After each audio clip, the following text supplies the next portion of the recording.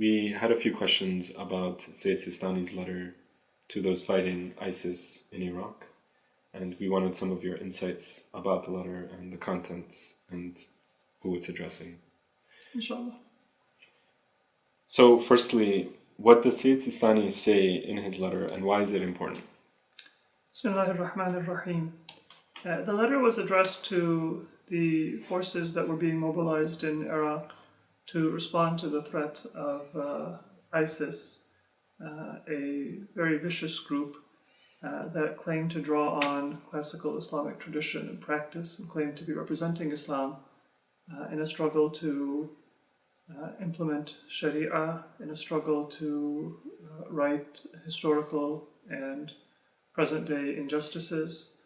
A very dangerous group, both for ideological reasons because of the threat that it posed to the image and to the understanding of Islam among Muslims and among non-Muslims, and also a very specific threat to the life, to the property, to the dignity of the populations affected by their operations, whether Muslim populations or non-Muslim populations.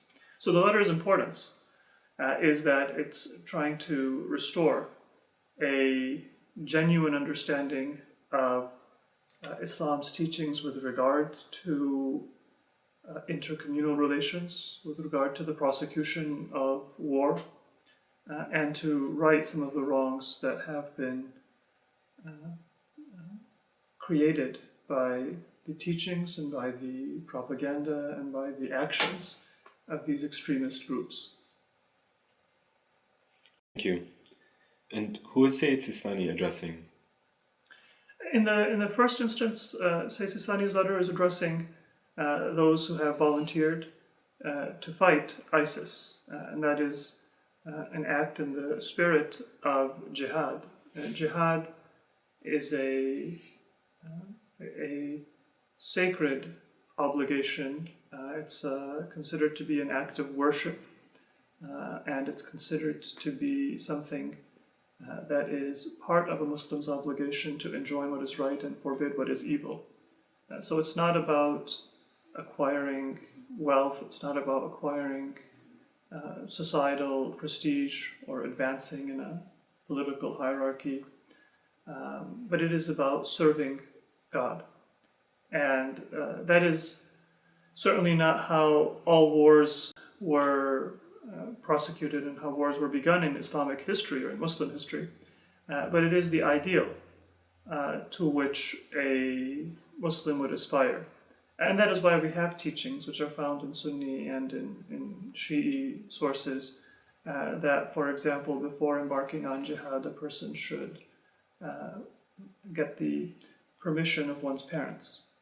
Right? Now, that's not something that is really relevant in a military sense, but because it is an act of worship, then it should fit in with a person's other obligations to God, to family, to society. So the letter is addressed primarily to those who are volunteering for that struggle. And because the idea of a sacred struggle that is spiritual in its essence, but that has a military dimension, is somewhat foreign to our modern existence. And the letter strives to inform those volunteers of what the ideal represents. In other words, what should a mujahid be thinking about and how should he be acting in order for his actions to represent that worship and that spirit of sacrifice, and how it can be a spiritual journey that brings a person closer to God, and not just something that accomplishes a military or a political goal.